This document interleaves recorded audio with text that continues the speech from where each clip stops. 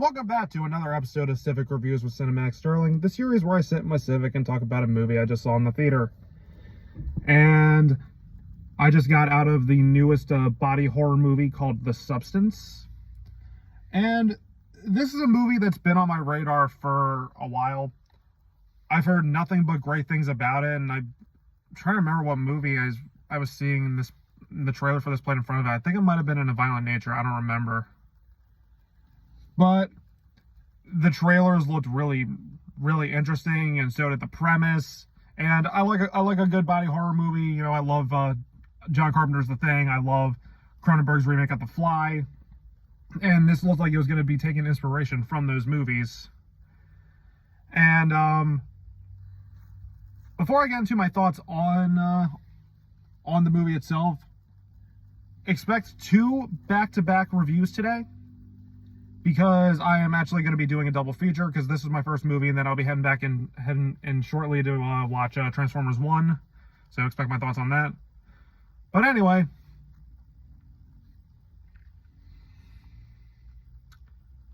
wow. I thought this movie was absolutely brilliant. Like, holy shit.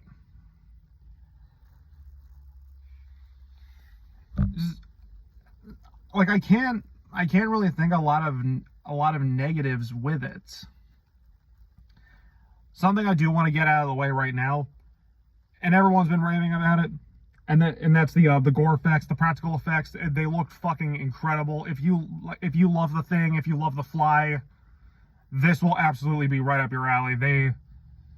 This movie is gross, it is nasty, it is gory, it is bloody. So if you're a gorehound like me, you're gonna get some satisfaction. Acting all around is great. I especially loved Demi Moore as this aging TV personality who was fired the day of her 50th birthday. You know, because she's so old and she's longing for her youth again, so she takes this drug called the Substance that ends up creating a younger version of herself. So when Demi Moore is asleep, the younger version, who's played by Margaret Qualley, is up and about, and she ends up taking over Demi Moore's spot on the show, and she ends up, you know, wanting and Margaret Qualley's character, Sue, she ends up wanting more. And she's trying to do everything she can to make sure Demi Moore is not Elizabeth. Her character's name is Elizabeth. Isn't up and running. You know, she gets all the fame and she's using this drug more and more and more, and it's causing Elizabeth to age rapidly.